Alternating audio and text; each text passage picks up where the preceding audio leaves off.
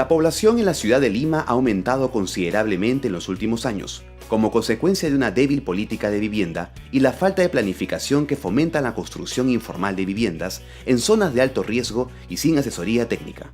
Esta dinámica trae como consecuencia el surgimiento de asentamientos precarios en laderas, quebradas, entre otras zonas vulnerables de varios sectores de Lima metropolitana y con acceso limitado a servicios públicos básicos.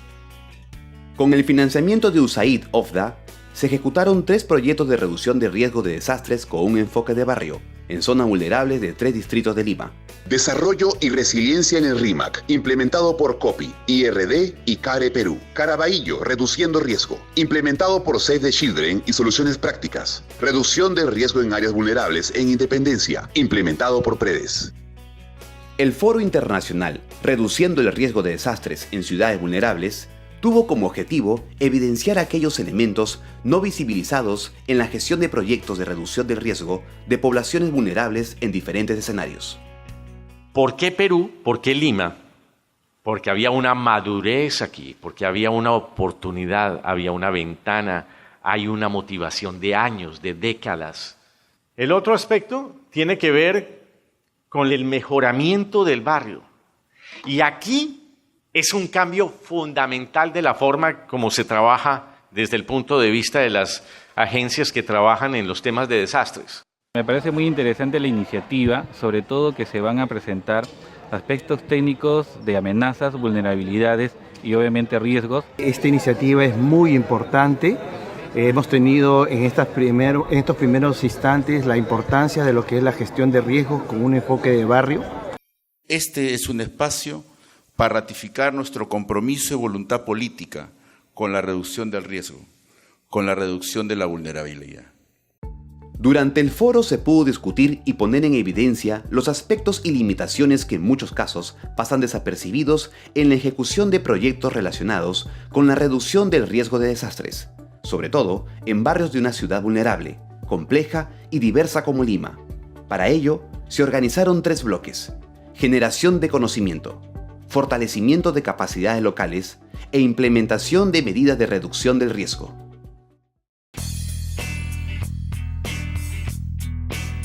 Se ha visibilizado que la información generada responde a diferentes intereses, existencia de diferentes formatos, escalas y lenguajes que dificulta su articulación e integración para su uso amplio por parte de diversos usuarios.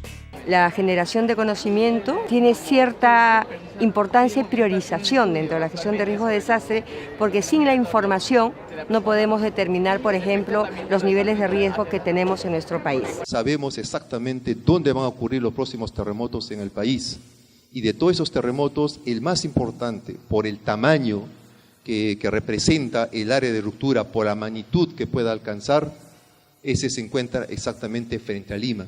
Nosotros nos cansamos a producir mucha información, pero ¿qué utilidad tenía si no estaba en relación con la necesidad de la población que tenía otros intereses? La gestión de información por parte de los usuarios no tiene continuidad por la débil implementación y la alta rotación de los funcionarios en áreas de gestión de riesgo de desastres de las entidades públicas. Una de las cosas que nosotros encontrábamos difíciles de afrontar era el fraccionamiento de justamente la continuación y la toma de decisiones cuando hay los cambios de autoridad local. Podemos, creo, sensibilizar, involucrar, comprometer a las autoridades locales para que valoren la información, porque finalmente sin información no pueden tomar decisiones. Otro aspecto importante que se visibilizó como dificultad en el diseño de proyectos de gestión de riesgo de desastres es la escala del espacio de intervención, que no está vinculada a los límites de barrio o a criterios territoriales. El principal problema es la manera como las divisiones político-administrativas de la ciudad están hechas sin relación al barrio. Podemos hablar desde ciudades, distritos, y luego la noción misma de barrio que está vinculada más al asentamiento humano que al territorio. El foro nos permitió tener en cuenta que para desarrollar el fortalecimiento de capacidades no debemos de partir de cero. Es preciso reconocer que existen conocimientos locales ancestrales que requieren ser tomados en cuenta y crear las condiciones para que estos se complementen con los aportes de los técnicos a través del diálogo de saberes. Es muy importante que la gente reconozca sus propios saberes y que lo nuevo que se le pretende entregar a la gente es tener posibilidad de conectarlo con eso que ya sabe. Yo creo que no nos planteamos una estrategia de fortalecimiento de capacidades que te permita decir qué público es al cual yo voy a llegar, es población, y cuáles son las capacidades previas que tiene esa población y cuál es el mensaje que yo quiero transmitir. Entendemos el tema del fortalecimiento de capacidades como un tema de empoderamiento y de fortalecer justamente el poder local, el poder de la gente, ¿no? Donde justamente son ellos los que van a hacer la primera línea, que van a responder o que van a trabajar el tema de la reducción de riesgos. Que estamos confundiendo el desarrollo y fortalecimiento de capacidades y lo estamos haciendo como un sinónimo de desarrollo de una actividad académica. Y no es eso. El desarrollo y fortalecimiento de capacidades va mucho más allá que una actividad académica, que un taller.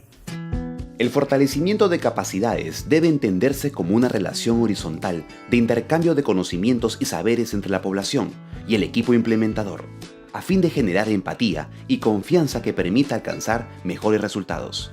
Para ello, los contenidos y metodología del equipo implementador debe adecuarse a las condiciones y necesidades de la realidad de la zona de intervención. No solo se debe enseñar a elaborar planes, debemos también ver cómo esto se va a implementar, cómo se va a gestionar, cómo esto se incluye en los planes institucionales, cómo esto se incluye en los presupuestos, cómo se gestionan ante las municipalidades. Yo creo que ese es un elemento importantísimo que a veces no tomamos en cuenta. La transferencia en el fortalecimiento de capacidades implica generar condiciones para que cada uno de nosotros pueda aprender y pueda generar nuevos conocimientos en base a sus conocimientos previos. Por otro lado, debemos considerar que no es suficiente la cantidad de personas capacitadas, sino la calidad del aprendizaje y la aplicación práctica del conocimiento.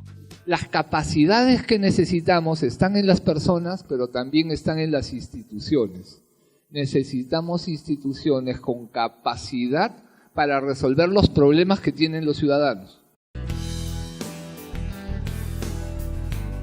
Este bloque se complementa con los anteriores, porque se trata de ver cómo se aplican de manera práctica la gestión del conocimiento y el fortalecimiento de capacidades en la implementación de medidas correctivas del riesgo de desastres, mediante medidas estructurales como no estructurales.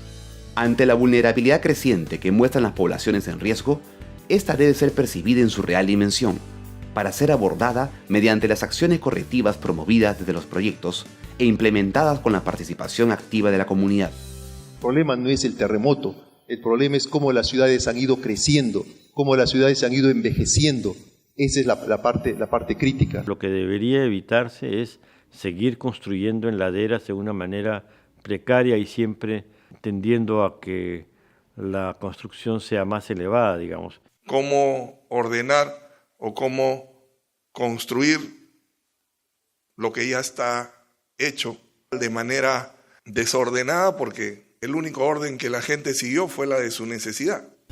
En el foro se ha logrado visibilizar que en muchos casos las acciones que se aplican están diseñadas en base a los efectos e impactos que generan las amenazas, más que a las causas reales que generan el riesgo. Asimismo, en muchos casos, esas acciones no se corresponden con las prioridades de la población, que tiene otras urgencias como los servicios básicos de agua, luz y desagüe. Estoy segura que ellos no lo hacen porque quieren estar en una zona insegura. Ellos no se ponen en una quebrada porque quieren que les vengan las rocas. Es que el Estado no les está dando una opción. Pero por otro lado, tenemos a un gobierno local con una falta de control urbano total, con un reconocimiento del asentamiento humano. Muchos no hablamos el tema de las zonas inseguras, sino lo que nos vamos más que todo por el agua o por los servicios básicos, ¿no? Que es el agua y la luz. Y no estamos viendo el tema de seguridad, ¿no? En qué lugar estamos, cómo están construidas las casas. Las viviendas que ustedes que están viendo no están hechas con plano, no están hechas técnicamente. Están hechas las casas de acuerdo a su comunidad o a la voluntad que ellos pueden hacer, ¿no? Para poder vivir. Las obras físicas y otras acciones orientadas a reducir la vulnerabilidad deben ser consideradas como un medio para fortalecer las capacidades de la población, promoviendo su participación activa en el proceso de la implementación de la gestión del riesgo de desastres. Estas permiten que la población se empodere del proceso, le dé el mantenimiento a las obras, contribuyendo así a su sostenibilidad. Y se dio el proyecto que es ahora la forestación, para fortalecer las laderas del cerro y de así manera, de alguna manera, porque la realidad es que estamos ahí y de alguna manera tendríamos que buscar cómo protegernos, ¿no? Hacer gestión del riesgo no es una entidad, gestión del riesgo no es una disciplina, gestión del riesgo no es un sector, la gestión del riesgo es una estrategia de desarrollo, es una estrategia de sostenibilidad. Con la frase "hablemos de lo que no se habla", hemos logrado crear un ambiente que ha permitido un diálogo horizontal entre los distintos actores involucrados en la gestión del riesgo. Asimismo, el foro ha permitido visibilizar al conjunto de actores y sus conocimientos, cuyas potencialidades requieren articularse en objetivos comunes orientados a consolidar el desarrollo seguro y sostenible.